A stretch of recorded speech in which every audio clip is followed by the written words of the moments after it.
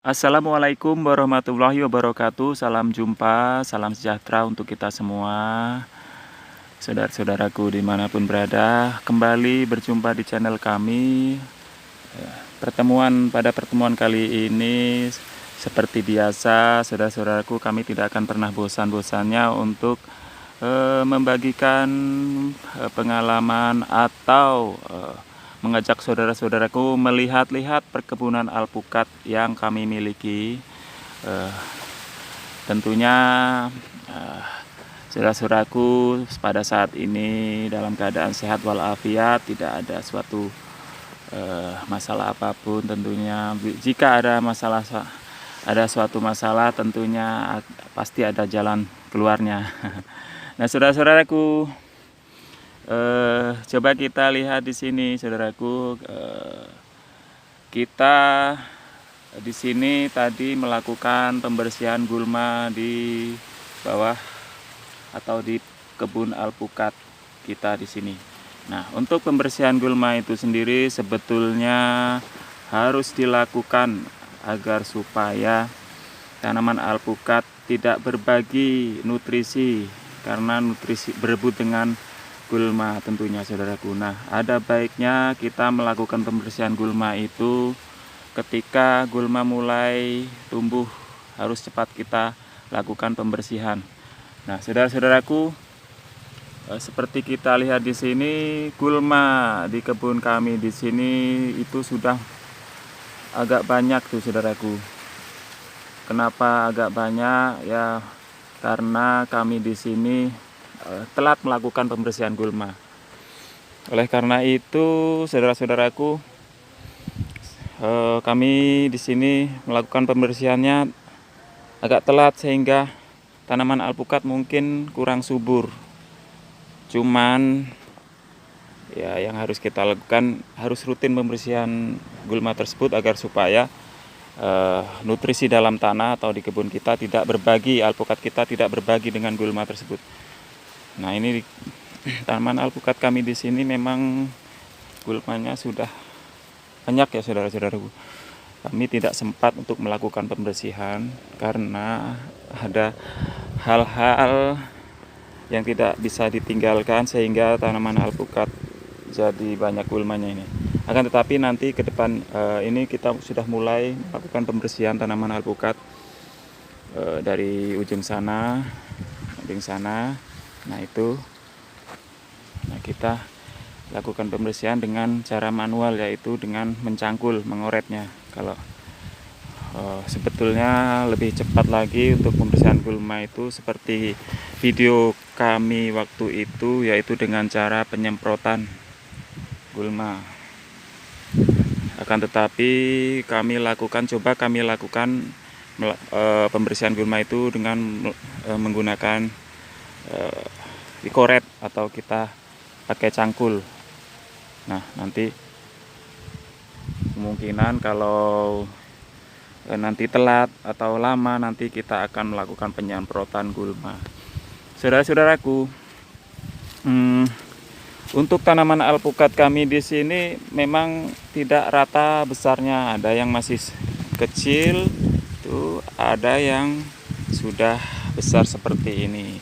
Itu kenapa? Karena tanaman alpukat kami di sini tidak seragam, maksudnya tidak seragam jenisnya. Karena apa? Kemarin kita lakukan penanaman jenis alpukat itu berbeda-beda jenis.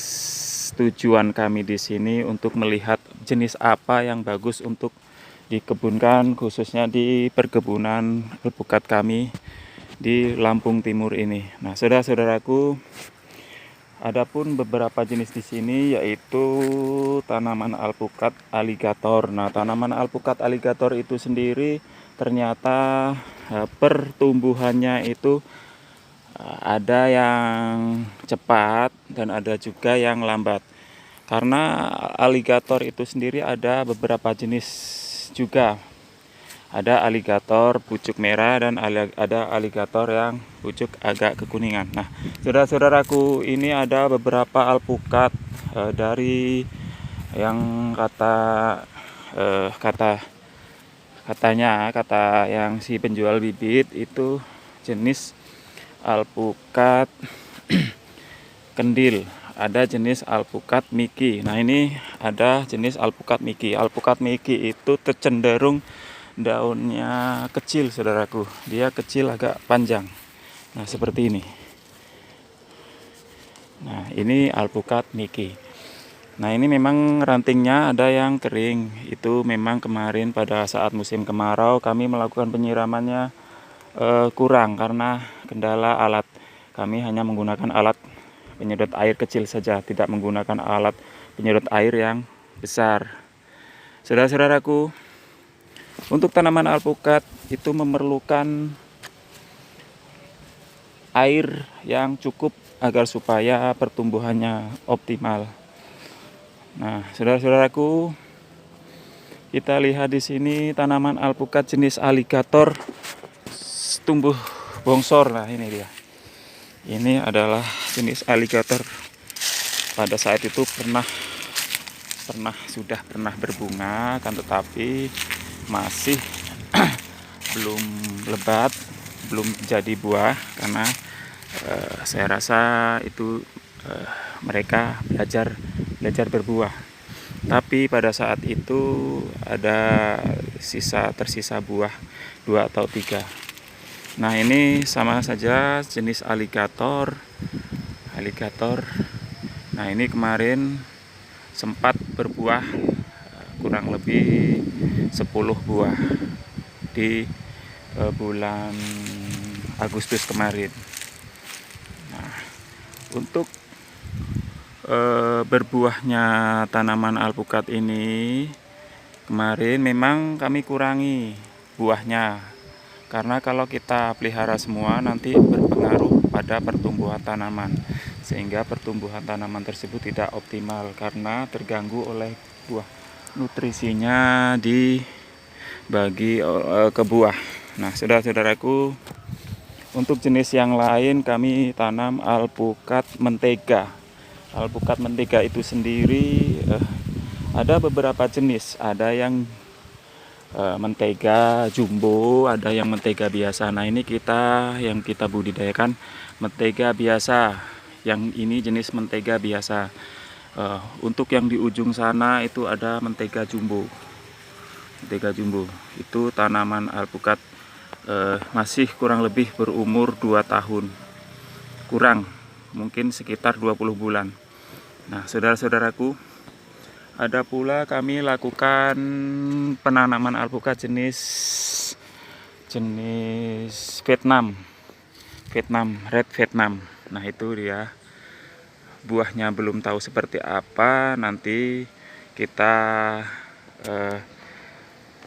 lihat nanti setelah berbuah, akan kami lihat, untuk kami ajak saudara-saudaraku untuk melihatnya.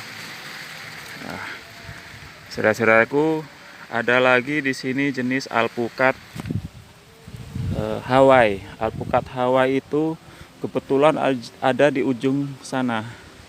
Di ujung sana, daunnya itu dia kriterianya agak kecil. Daunnya itu agak kecil, agak tebal dan kaku. Sedangkan menurut pengalaman saya, tanaman alpukat itu baik sekali ditanam dimanapun, asal kita melakukan perawatan dengan baik dan benar. Nah, saudara-saudaraku, bagaimana menurut saudara-saudaraku tanaman alpukat kami di sini? Apakah saudara-saudaraku memiliki perkebunan seperti kami di sini yang umurnya seumuran dengan alpukat kami di sini? Apakah seperti punya kami di sini? Tentunya kalaupun beda, itu mungkin pengaruh lokasi perkebunan, dan saya rasa pengaruh perawatan juga.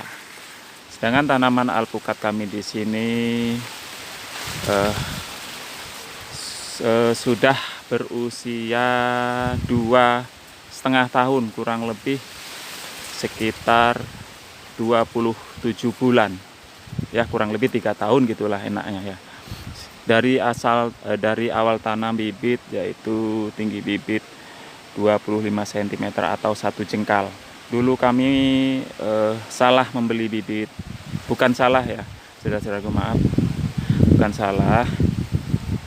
Sebetulnya kami untuk pembelian bibit yang ukuran kecil itu hanyalah siasat kami agar supaya modal yang kami keluarkan tidak terlalu banyak, karena kami menghemat biaya. Karena bibit yang berukuran besar itu harganya juga agak mahal, sehingga kami siasati di sini untuk mengurangi biaya. Kami beli bibit yang berukuran kecil,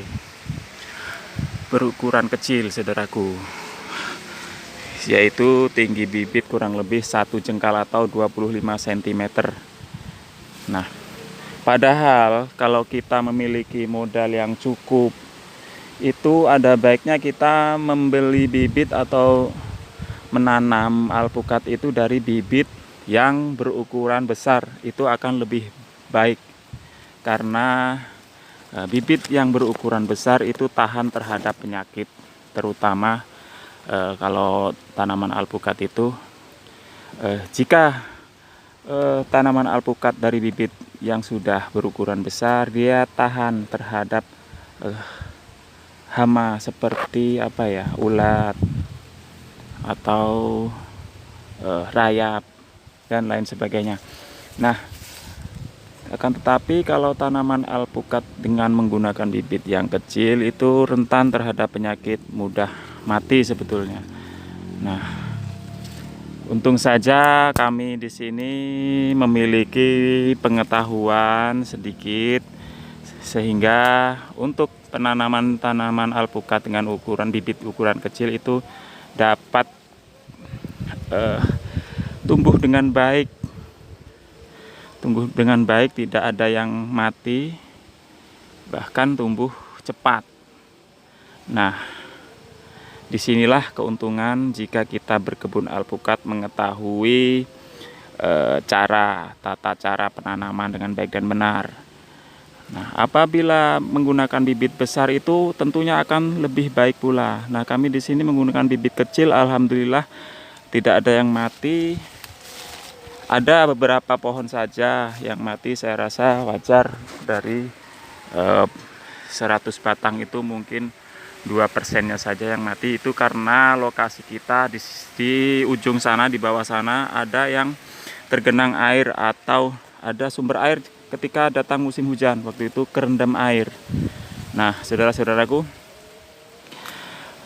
kekurangannya saya di sini memang pertumbuhan agak lambat karena tanaman alpukat awal bibit itu berukuran kecil. Nah, saudara-saudaraku, saya sarankan untuk pembuatan atau memperkebunkan alpukat itu gunakanlah bibit yang sudah tinggi, minimal 50 cm. Memang harganya agak mahal, akan tetapi kita tidak menanggung resiko, yaitu resiko kematian, karena tanaman alpukat dengan bibit yang sudah dewasa itu kuat akan serangan penyakit. Nah, akan tetapi tidak menutup kemungkinan, walaupun bibit besar, kalau kita tidak melakukan perawatan dengan baik dan benar, nantinya akan fatal pula. Nah, akan tetapi kemungkinan itu sangat jarang kalau kita menggunakan bibit yang besar, saudaraku. Nah, saudara-saudaraku, untuk pertemuan kali ini saya rasa cukup sampai di sini dulu. Kita lihat, kita akan bertemu kembali di lain waktu, tentunya untuk melihat perkebunan alpukat kami di sini di Lampung Timur. Jika ada pengalaman atau masukan, atau saudara-saudaraku kurang paham atau ingin ditanyakan, tolong saudara-saudaraku tulis di kolom komentar di bawah. Mungkin saya juga memiliki banyak kekurangan. Kita di sini saling sharing, saling berbagi ilmu, saling berbagi pengalaman tentunya. Salam sukses untuk kita semua. Di samping itu kita saling bersilaturahmi, boleh saudara-saudaraku main ke kebun kami untuk saling bertukar pengalaman, untuk bukan sekedar itu, kita bisa ngobrol sana sini mengenai pengalaman berkebun alpukat, tentunya sambil ngopi. Nah, saudara-saudaraku, terima kasih banyak sudah menonton video dari kami. Video kami ini atas dukungannya kami mohon maaf jika ada salah-salah kata atau perkataan saya atau teori saya kurang pas. Mohon maaf. Mungkin ada teori saudara-saudaraku yang lebih baik. Mohon berbagi di kolom komentar di bawah. Baiklah saudara-saudaraku, demikian tadi. Saya rasa cukup sampai di sini dulu. Lain waktu kita sambung lagi. Salam sukses selalu, salam sejahtera untuk kita semua, tentunya khususnya petani alpukat. Maju terus, pantang mundur sampai kita menemukan kesuksesan apa yang kita inginkan. Amin ya robbal alamin. Wassalamualaikum warahmatullahi wabarakatuh. Salam sejahtera untuk kita semua.